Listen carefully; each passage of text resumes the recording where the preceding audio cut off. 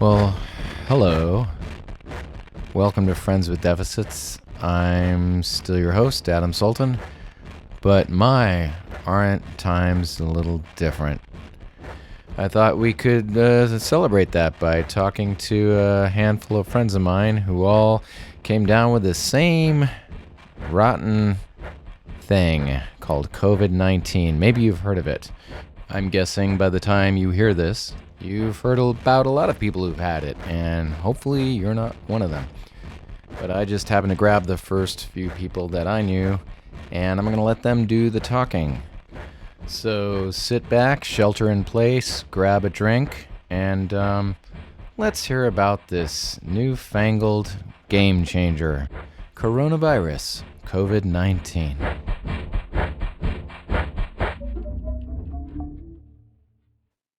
I'm Gingy Willingham. I'm a therapist. Now right now I do telehealth via video. And up until about 6 weeks ago, I was a Zen hospital chaplain at St. David's. And I've let go of that. Yeah, there was a conference for the American group psychotherapy. There was an outbreak there, and a bunch of them, came back and self-quarantined. And I share not an office, but someone who was one of those people has an office in the same suite that I have, and we share a kitchen and a restroom, and no one can help it. It just gets us. My name is Iris Ramos. I'm a clinical social worker in private practice, and I'm also an active member of the Austin Shambhala Center. So the last day I was in my office, I met with a client who brought in a surprise guest, his daughter, who had been to Florida for spring break the week before. And so I asked her about social distancing and any kind of protection, and there had been nothing. But she was asymptomatic, and so is my client, her father. So everything went well for about a week and a half, I guess. And then I started feeling poorly around March 26th. Poorly meaning I had headache, what else? A cough and sore throat, sore ears, sore eyes, and I had low-grade fevers. So I just did what I usually do, which is take a lot of water and some vitamin C, and I laid very, very low. And I had already begun the social distancing and the shelter in place. So I was isolated at that time. Around the following Monday or Tuesday, I felt so poorly that I called my doctor and said that it wasn't getting any better. And by that time, I had a lot of fatigue and I wasn't able to sleep very well. I was coughing a lot at night, and I was feeling like my head was bursting, but that my body was being beat up. I mean, I just felt pain all over my body. I felt bad. I felt really, really bad. Yeah, I'm Pierre Chacroun. I'm a psychotherapist. I went on a trip to New York, to Manhattan. There was a group psychotherapy conference, and it's since become pretty notorious as being a place where a lot of people got infected. It was right before the week where it got really crazy on the news. It was the weekend of February. Yeah. So I got home right when South by Southwest had just been canceled, I think. The whole panel of people I presented with, 6 of us, all of us got sick. So I was pretty paranoid by the time I got back from New York, and I was using hand sanitizer like crazy and staying away from my parents. And I learned that someone that I'd been in direct contact got sick.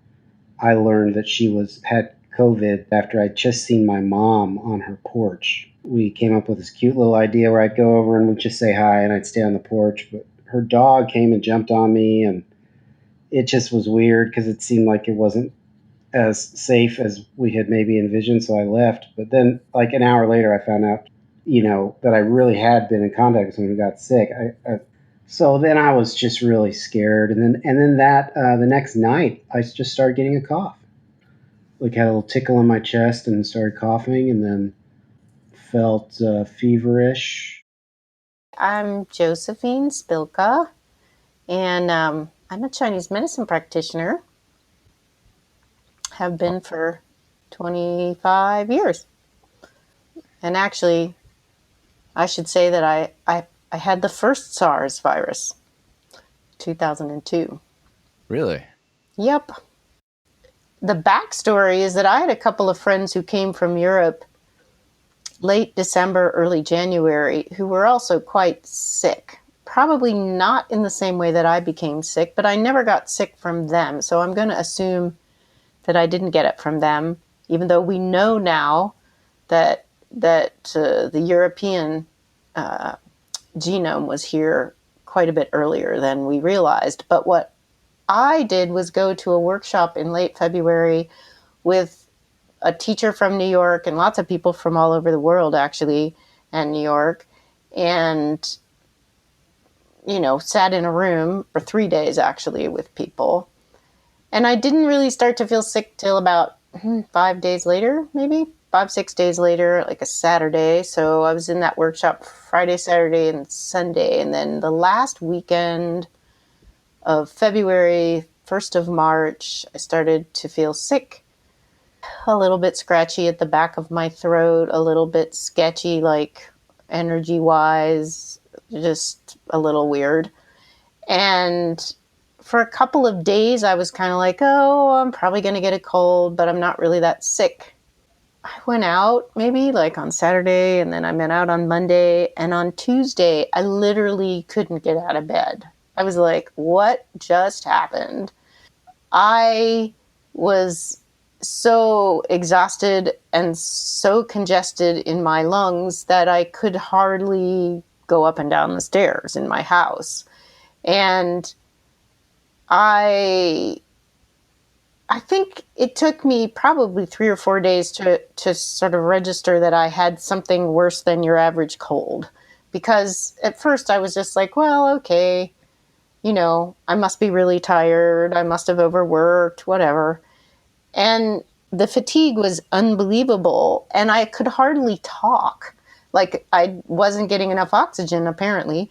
And I started to feel cold all the time, even though it didn't seem to me like I had a fever, but I was like freezing cold. And I started to develop huge amounts of mucus and lack of appetite, no energy, could hardly breathe. And basically I sat in bed for 3 days. People brought me chicken broth and left it on the porch, and I was kind of just plowing through it. And because I do Chinese medicine, I was, of course, doing what I do, which probably was helpful in the end.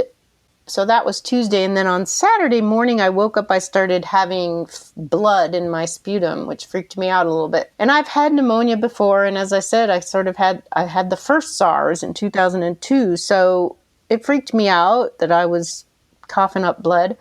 So I called a friend of mine who's a nurse practitioner, and she lives about 3 miles away, and she came over, sat on the porch, 6 feet away. And we had this little discussion about do we think this is COVID? What's going on? And she was like, well, it doesn't really matter because I can't get a test for you. And even if we had a test, you would have to go to the urgent care or something. And I was literally incapable I could hardly move. I was like, I'm not going anywhere. Like, if they want to test me, they're going to have to come to me because I'm too sick to go anywhere. On Thursday, March 12th, that was the day that I got my first symptoms, and they were not typical. So I thought, well, it's probably not that. Maybe I have a 24-hour, virus or something. I had body ache, really bad body ache, chills, And then the next couple of days, it was like headache and my neck was hurting and I couldn't eat. But, there wasn't any cough or fever for about 4 days. So the symptoms emerged gradually. And then Friday, I felt better. So it was like weird. It was like a 24-hour kind of preview, sneak preview of the bitch. Mm-hmm. and then it kind of unfolded pretty intensely over, I'd say, about 8 days. The fever showed up Sunday night. The cough showed up. Then I couldn't eat for quite a while. And I was just fatigued and slept like kind of fitfully. Couldn't really do much of anything. And, so it was one of the early cases, at least in terms of like the media, it was one of the early cases. In the therapist community, I'm not so sure it was earlier than anyone else's. And luckily, it was the week before spring break, so I didn't have clients in the office. I was getting ready to, I was planning a trip with my daughter, and then we canceled that. But I didn't have any clients, and I was super relieved about that because I didn't expose anyone to it. I emailed my doctor at the UT Health Austin. She replied back really fast. It was a Sunday night, so I called in Monday, and then they tested me that morning. And I was totally sick by then. I mean, but when I say totally sick, I just had light symptoms. I had a cough and a fever, and it was kind of like it wasn't even as bad as a bad cold for me. It wasn't so bad at all. But and then my girlfriend started feeling sick, and then I got a call Tuesday that I had it. So at that point, I'd seen. I mean, professionally, I'd seen my clients in person. I hadn't told everyone to stay home after I got back from New York. So that week after I got back from New York, I was careful with the hand sanitizer and all that, and I was sterilizing everything, but I'd seen pretty much all of my clients in person. So I had to decide which people which people I needed to call. That I needed to call everyone I'd come into contact with since I got home from New York. So yeah, I ended up just calling my clients and telling everybody and emailing them and dealing with all those feelings, people, that have been put in danger by their therapist. So that didn't feel good.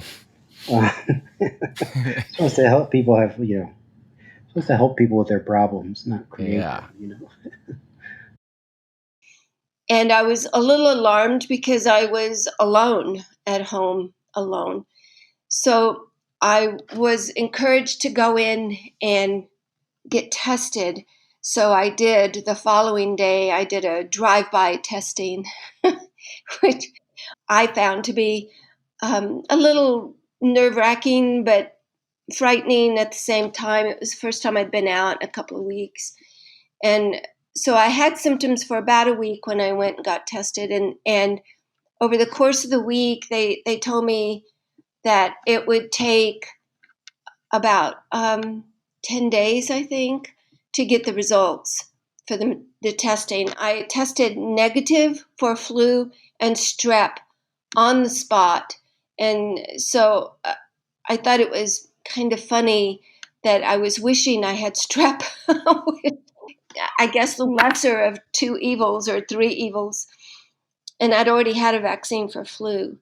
So I came home. I was told just to treat the symptoms. And so I was drinking a lot of water and sleeping and just resting a lot. I didn't have the energy to do anything. I just lay on the couch.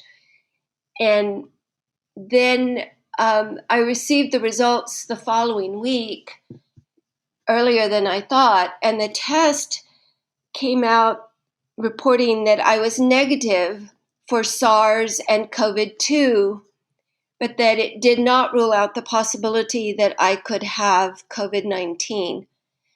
I was a little confused by the results. You're negative, but you could still have it, was basically what the results were saying. So I called my doctor's office and they told me that the test was not reliable, that it could have been a false negative, and they offered to do it again. And honestly, by that time, I decided I was 2 weeks into, I guess going on 3 weeks into symptoms.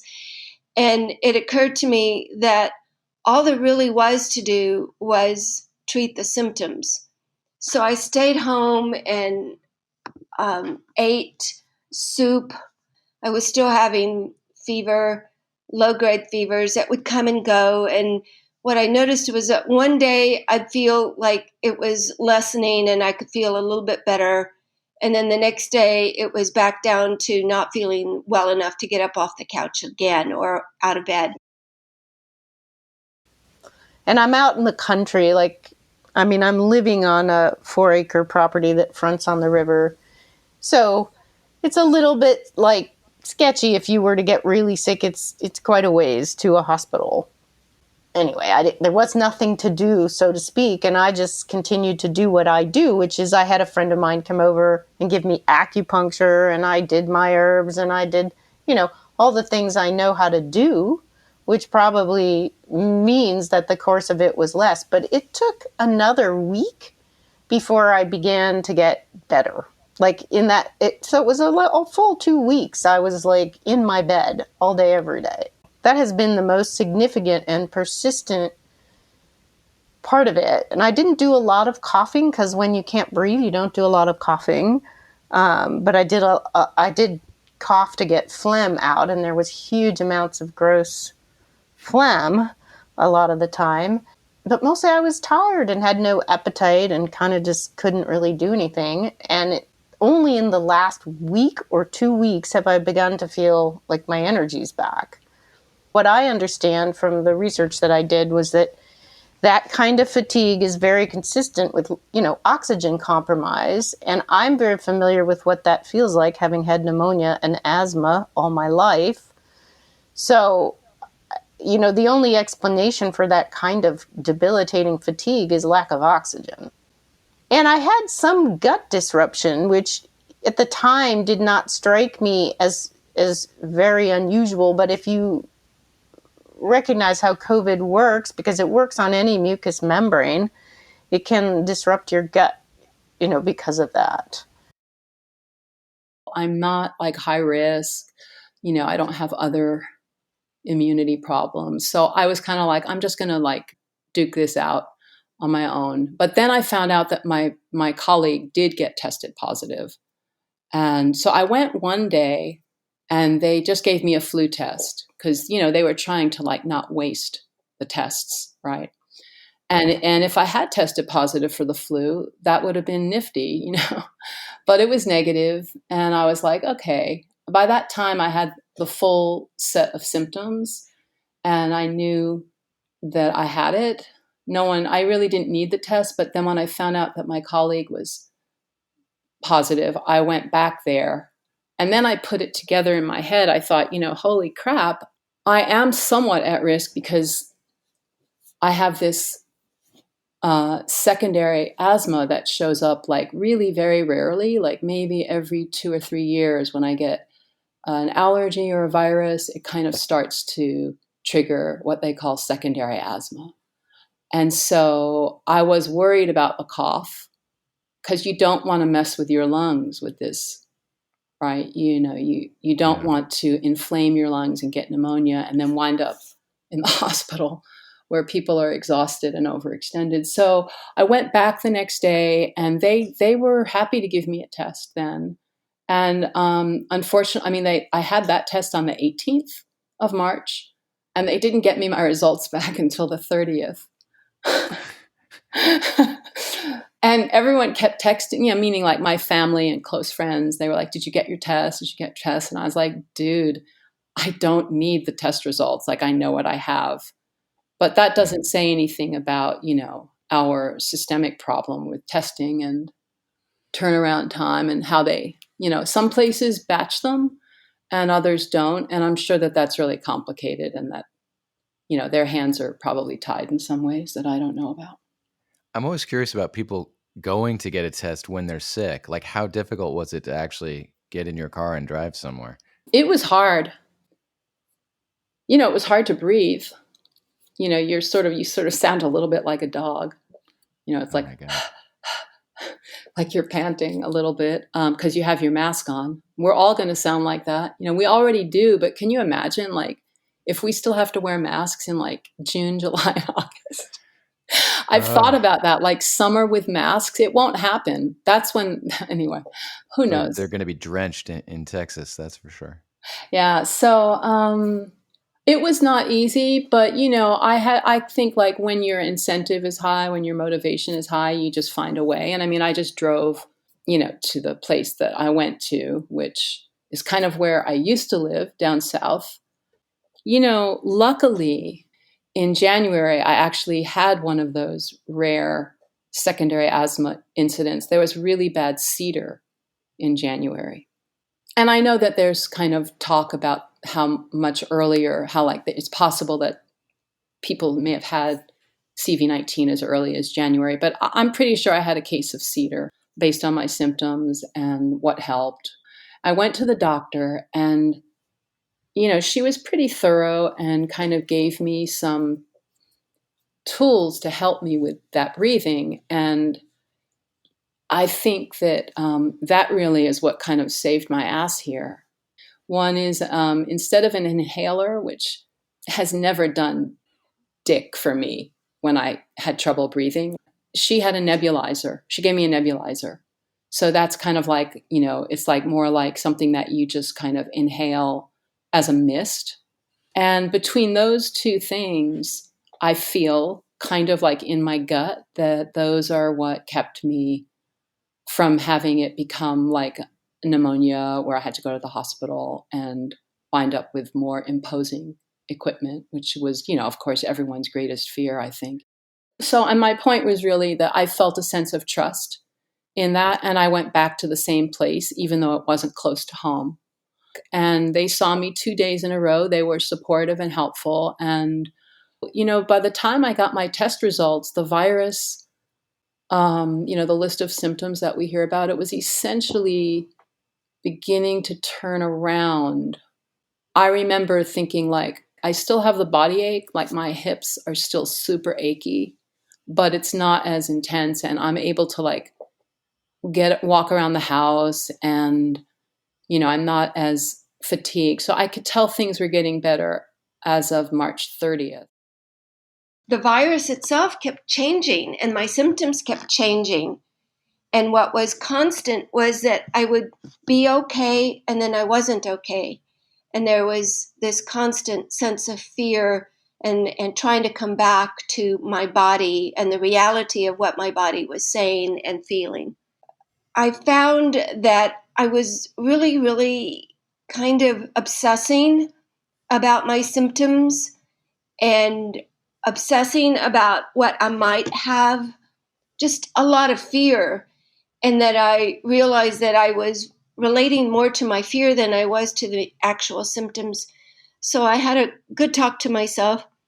And I might add, I was also doing meditation practice during that time and decided that it was more important just to relate to what my body was doing and not necessarily what my mind was saying, and just take care of my body.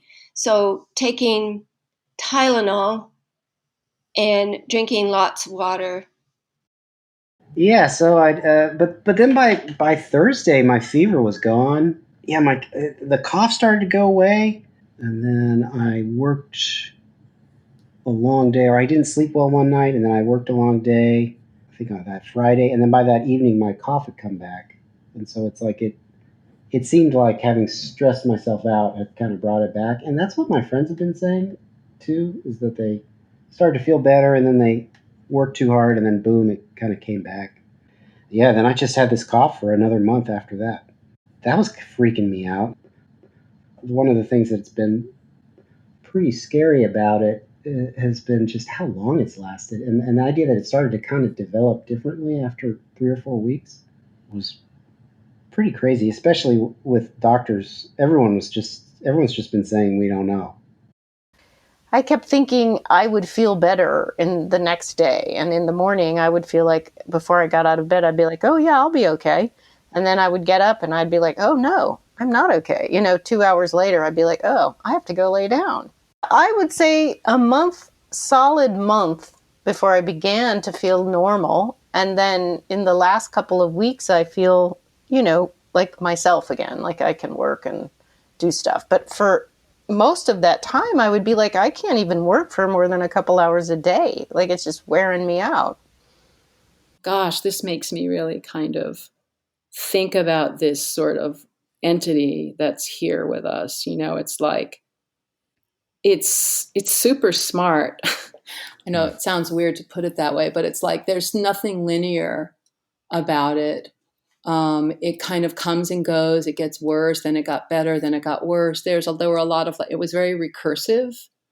So I guess there was a kind of peak for me after the 30th when some of the sort of checklist virus symptoms I could see that they were still there, but that it was getting better. Like I could eat. I wasn't sleeping the entire day. The body ache was better. All of those things were better, but my breathing, the secondary asthma, if that's what it was, and there's a question there for them, like the doctor was like, well, maybe it's the secondary asthma that you're prone to, and maybe it's the virus, maybe it's the cough, and maybe it is a lung problem. As my symptoms abated and I started getting back to work and kind of trying to function like in a post-viral modality, like I was sort of thinking like, okay, that's definitely getting better. I started having, you could look at it as a relapse, or you could look at it as a continuation, or you could look at it as it's really the secondary asthma that I'm prone to. And I forgot to mention that I had been given, as a proactive approach to this, an inhaler in case I needed it, in case my breathing became really bad. And I was also given a script for antibiotics in case I needed them. And I didn't know what that meant to have emergency antibiotics, but I did feel really, really bad. Oh, I guess it was last week. And so I took the antibiotics. It was a 5-day script. And I did start feeling better the first day, and then I went back down again the second day, but I continued. And after a week of taking that, I felt so much better. So I am now on my second week of being past the antibiotics, and I saw Dr. Bandy, and he gave me medicine because he did say that my immune system was really shot, was his word, and that I didn't have enough to fight off any infections, and so they were recurring at that point. So I am now taking bovine thymus that comes from New Zealand. Apparently they have the purest treatment of cows and extraction of thymus. So I'm taking that now twice a day, and I am feeling much improved after just 2 days. I saw him Wednesday. Is that suggested as a something for your immune system or something for COVID-19? It was suggested for my immune system. If you remember, I'm still just treating symptoms. There was nothing suggested for COVID-19. Nothing.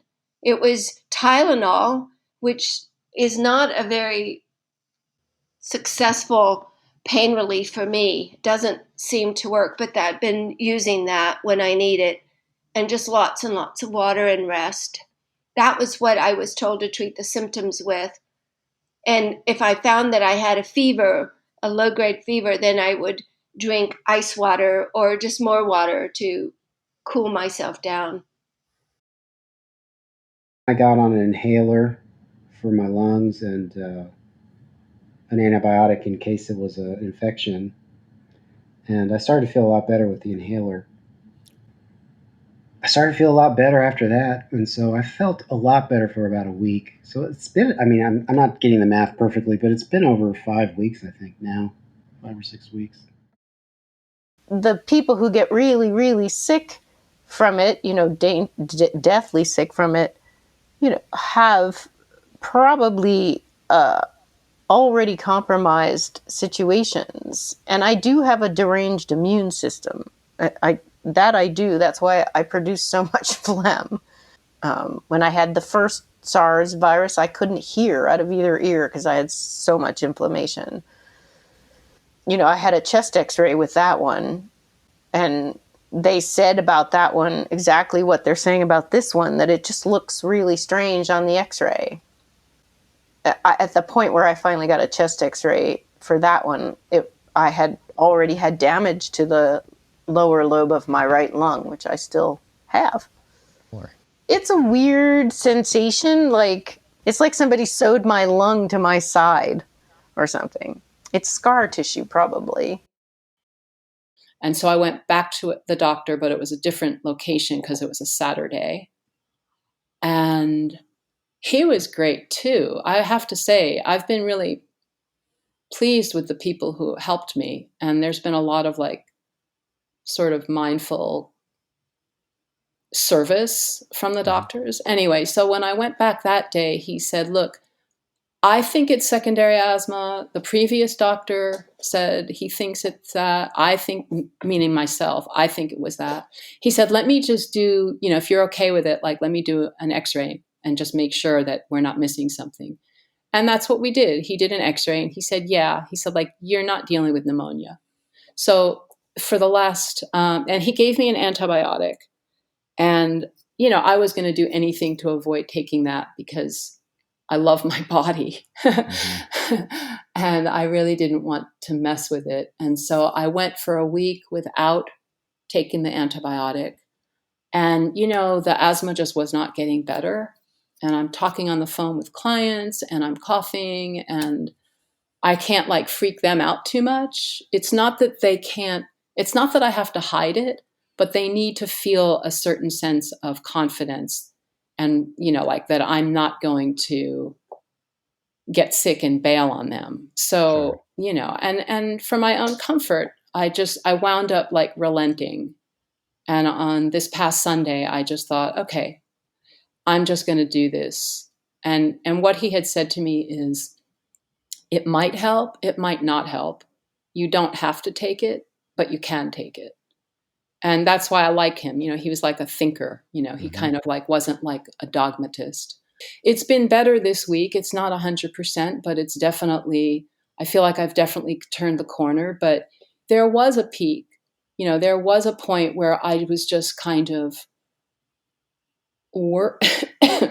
worried that what if it got worse because I couldn't breathe very easily. And you start to think well, shit, if I can't breathe, you're stressing your heart. And, there's these sudden situations that come up. And I have a teenage daughter and a son that's not that old, he's 20, almost 25. So I started thinking in terms of shit, I need to give them my passwords. And so, there were 2 days. It was the 26th and the 27th was kind of when it felt I'm not sure that I would say that the virus peaked, but my existential experience peaked during those 2 days. And I guess there was one night where I was really scared. And I called my ex-husband and my son, and I said, look, I think I'll be okay, and I think I can get through this, but just keep your phones off of mute tonight. And I sent them my insurance cards, and I told them don't take me to this hospital, take me to this hospital if I need it. Because I just wasn't sure. I gave them all the information, and I talked to my daughter and I said, I really think I'm going to be okay, but I can't guarantee it. And you just have to know a few things, about. And, she was fine through it, but it was just a scary night. And, every parent's greatest concern is how will they be if something happens to me? So, but we've had those conversations on and off. I don't mean all the time, but every now and then we talk about mortality in our family, because we have some experience with it. And it's just the smart thing to do is to give yourself little inoculations of, what eventually waits for all of us. So my kids are used to having those conversations, and she was fine. She got a little tearful, but she was not like distressed. She slept fine that night. We kept the doors open, so if I needed something, she could hear it, things like that. I'm better. I am feeling much, much better, and I'm encouraged because I feel like my body is getting stronger. And one of the things that I was told, because I did a lot of search for information about COVID-19, is that there is no information that you can really depend on. All the symptoms are different for every person, it seems like. And sometimes they're mild and sometimes they're intense. Sometimes there are no symptoms. And so every person has a different reaction or response. The two health professionals that I met with both said they thought I had COVID-19, maybe a mild case of it, although it didn't feel so mild. But I did not end up in the hospital, which was great. I still don't know very many people who have it. You're one of 5 people I know. So, Yeah. Oh, well, there you go. and I think 4 of them are therapists. So, Oh, yeah. yeah. We're making everyone's life better. Yeah. I feel pretty much 100% back now as of in the last 3-4 days, and I actually went and paid for an antibody test today, and I came back positive for antibodies. So that's good. Although they don't really know what that means, but it probably means good. Yeah, I think they're trying to caution people from getting too excited about all that. Yeah. Also, another thing, one just huge nail biter for me was my mother, and just her and my stepdad. They're in their 70s, and I was just so scared for that 2 weeks waiting to see if she got sick. She did not get sick, so I guess I did not give it to her. It's sort of like a metacognitive perspective when you can step back and like say, I see what's happening. I see what you're going through. This is a crisis. This is traumatic. This is huge, and you don't know how it's going to turn out. But I was somehow able to resource myself through that. Mm-hmm. But it was traumatic in its way, but I don't think that the response to that has really been felt yet, because I think like some of us kind of delay it until we can kind of make space for that. Like the way like a kid will wake up and they'll have a bad dream and they're scared and their heart's pounding, but like they don't cry until they see their mom. It's kind of like until it's really past and I see like my son, who I haven't seen in 6 weeks for the first time in our life, or until I find some space to kind of drop into my own experience, because I've just been like catching up on like month-old emails and bills and business stuff. I think it is that, Adam. I think it was scary-ish, but like I'm just like a bit of a running back when I need to be. I just worked it. There were like 5 or 6 nights where I woke up in a total sweat. And I like wish I could sweat more just for kind of cleansing and like detoxing. Mm-hmm. I can barely break a sweat, but I broke up. I was like drenched for like 5 or 6 nights. And I don't know I don't think it was a fever. I kind of think it was like the beast was like leaving my body or something, but wow. It was really fucking gnarly. And I somehow like I had my own back through it. I think like having kids kind of gives that to you a little bit, This is something I ask all the guests on my podcast is what are the benefits of what you went through, if any? Well, I love that question because I got to say, I always think there's benefits to being sick. It's normal to be sick. Your body knows how to be sick. There's all kinds of ways in which that works in your favor. And for me, I think it just cleared out all kinds of crap. Like, I feel like I sort of dialed it back to zero and got a fresh start in a way that I really actually feel good about. Feels great in a way. Do you mean like psychologically good, or do you feel healthier than you did before? I think I feel healthier than I did before. Yeah, it's weird, but I do. It's hard to say because I know how to use the medicine that I have to support my body and my energy and stuff. But yeah, I do. I feel healthier and I feel clearer. And that's probably psychological also. It's both a clarity, like a physical clarity and a mental clarity. It's not too bad. No. Except for the route to get there. Except for the month off, yeah. Yeah. I keep joking. I said I had a month of quarantine before the rest of you, Yeah.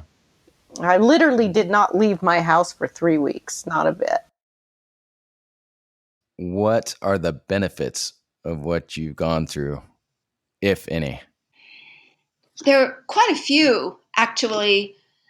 And I think I've already told you one of them was the big insight about looking for reference points and feeling like there wasn't anything anywhere. Some days there were symptoms, some days there weren't. And I had no clear diagnosis. I was told it was negative, but you might have it.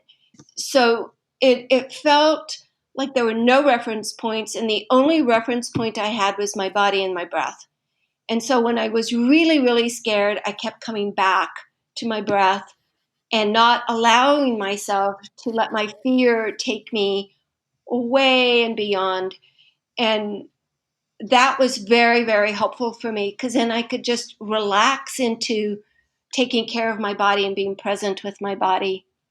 And that was helpful. That was probably the biggest benefit.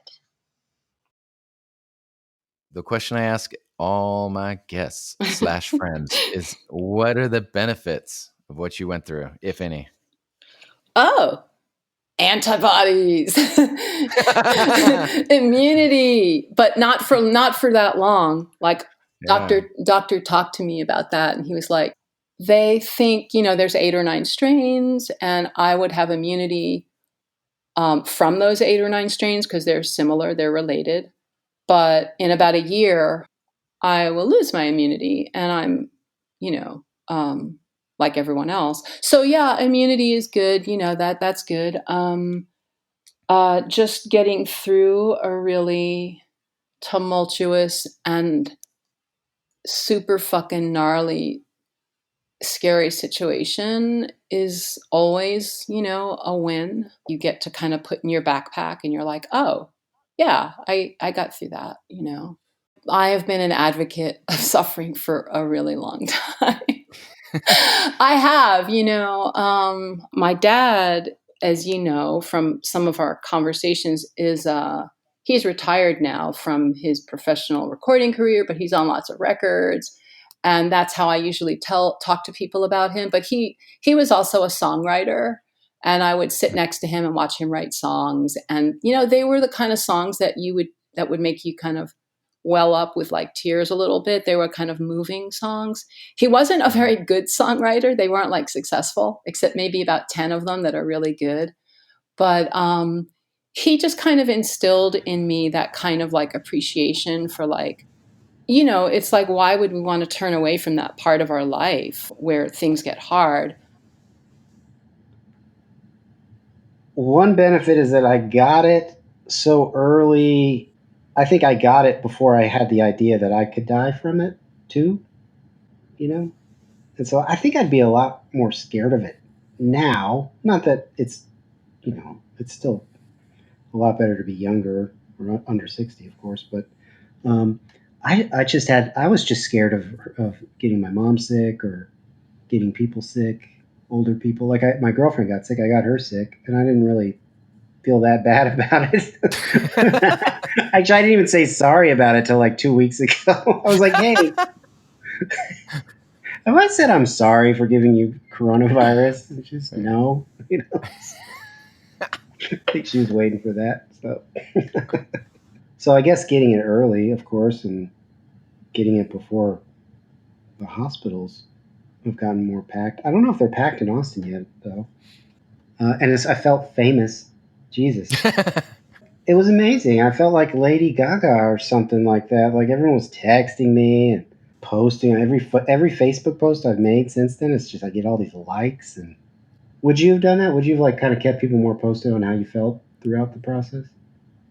I don't know. We'll have to see when I get it. Yeah. Yeah.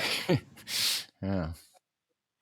I think it's real easy for many of us to get real selfish about our own illness, and I was actually quite ashamed that I might be sick, and so I did explore a lot of family of origin issues and scripts about being strong, and it was important for me to know how vulnerable I was and just to accept it and to be vulnerable, because there was more reality and more honesty in being vulnerable and feeling what I was feeling. I found that was incredibly important, and to recognize that other people are going through this too, and that having some sense of understanding about other people who aren't taking it seriously, and maybe trying to understand where they come from rather than judging them or criticizing them or getting angry. I don't think that that's very helpful, but just trying to create a distance so that other people understand how important it is, and without being criticized. A virus isn't going away. The virus is going to be here. We have to work with ourselves. Like, we have to be strong, and we have to learn how to be strong and take care of ourselves. From some point of view, illness is always an opportunity to work directly with things, and it almost always is of benefit to do that rather than to try to refuse the opportunity or refuse to be sick or, push against it. There's one other thing I would like to add. There's definitely this collective awareness and gratitude for all the people, like the garbage man and the supermarket and people who are like bringing us things and cooking, and the medical people. Obviously, they're like at the top of the list, but everyone matters. I really appreciate the way people have like opened up their lives to others. Even though I don't really watch all of them, I've gotten kind of a little tired of it. I really do appreciate like how people are putting things out there. And I think like humor is really important nowadays. And, you do those like funny things, but also music things, and also like real life. There's like real life moments in them. And, I like those, and I like some of the things that other people are doing. And then I'm also like, sometimes I get really irritated by it all too. But, like we're just all here together experiencing it. And it's like one of the other benefits is like we're suffering all together. And I think that is of value in terms of like empathy and care. Maybe like some people will take that and kind of put it in their pocket and keep it, not forget about it. It is a dilemma that we need to relate to, and having our own discipline and our own structures and honoring it, taking a bath every day, wearing clean clothes every day, eating really good food, and sticking to our food routines that make us feel good. Like, this is up to me to take care of myself in this time. So I just want to encourage everybody to be kind and indulge a little bit, and then retreat to your practice and your discipline. That's what I want to say. I guess what I say all the time is, if you treat it like it's an enemy, if you make war, there will be casualties. And I think you can do it differently. I think you can prevent those casualties. So that'd be what I'd want to say. Very good. And you said it. Well, you gave me the opportunity.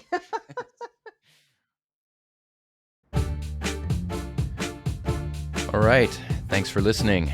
And a special thanks to my guests and friends, Gingy Willingham, Iris Ramos, Pierre Chacroun, and Josephine Spilka for sharing their stories. If you enjoy the podcast Friends with Deficits, You may want to subscribe wherever you find your podcast, tell your friends, join us on Instagram, or sign up for our newsletter at friendswithdeficitspodcast.com. If you'd like to help support the show and be part of the Friends with Deficits community that has access to bonus material and random musings of your host and guests, visit patreon.com/friendswithdeficits. For any small amount, one time or ongoing, you can help ensure that we keep on bringing you this quality entertainment and information that hopefully inspires you and you enjoy. So, regardless, enjoy your life. May you stay healthy and happy in this time of uncertainty and illness. Hang in there. Once again, I'm Adam Sultan. Don't put a mask on your heart.